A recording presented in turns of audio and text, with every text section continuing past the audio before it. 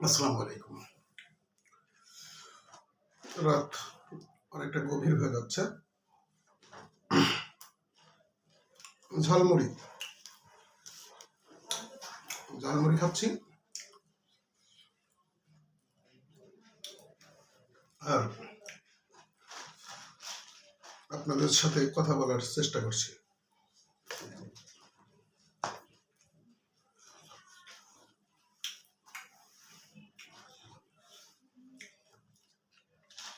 খেতে খেতে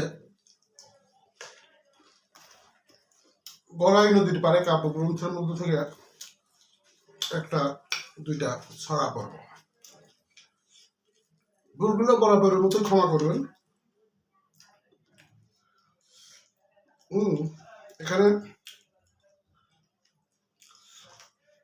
ছেলেবেলা সবুজ গায়ে ঘুরতে আমার মনের দারুণ তৃষা, গাঁও গ্রামের বন্ধু পেলে হারিয়ে যায় দিশা।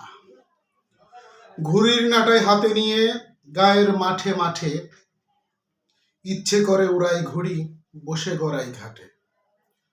মনের ভেতর উঁকি মারে চড়ুই ভাতি করতে, হৃদয়টা বেশ ব্যাকুল হলো ঘাস ফড়িংটা ধরতে। সবুজ মাঠের আল পেরিয়ে দিকে খালের জলে ঝাঁপই খেলার ইচ্ছে জাগে বন্ধু দলে দলে। অন্যরকম সুখের ছিল নানান রকম খেলা, আসতো যদি আবার ফিরে সোনার ছেলেবেলা।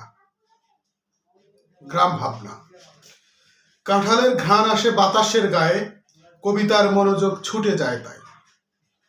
অবিরাম গ্রাম আর মেঠো পথ বেয়ে আমি আর কবিতারা হেঁটে যেতে চাই।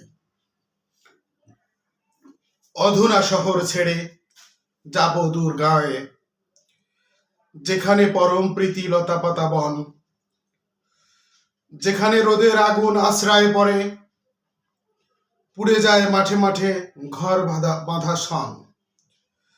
চাই সেথা ঘুরে আসি যেখানে শেকড় নারী কেটে পুঁতে রাখা গায়ের ভেতর। মায়ের আর ভাই থাকে প্রিয় পিতা, যেখানে পরম সুখে থাকে মোর মিতা। বৈশাখী রোদ ঠেলে কাঁঠালের বনে যাব আমি ভাবনাটা মনে। দেখুন, একেবারে গ্রামের গড়াই নদীর পাড়ে সরাসরি যেই ছড়াটির নামে এটি লেখা, নামকরণ করা, সেই ছড়াটি পড়ব। গাং শালিকের ঝাঁকগুলো ওই উঠছে গড়াই পাড়ে, মাছরাঙাটা নিরিখ করে বসছে নদীর ধারে। উঠছে আরো বকের শাড়ি, হাওয়ায় পাখনা মেলে, জালটা ফেলে গান জুড়েছে গড়াই পাড়ের জেলে। নাম না জানা কটি পাখি দূরের হিজল গাছে, আপনার সুর করছে প্রকাশ ভাটিয়ালির ধাঁচে। ঘাট ঘুরিয়ে শুনতে পেলাম খেকশিয়ালের ডাক,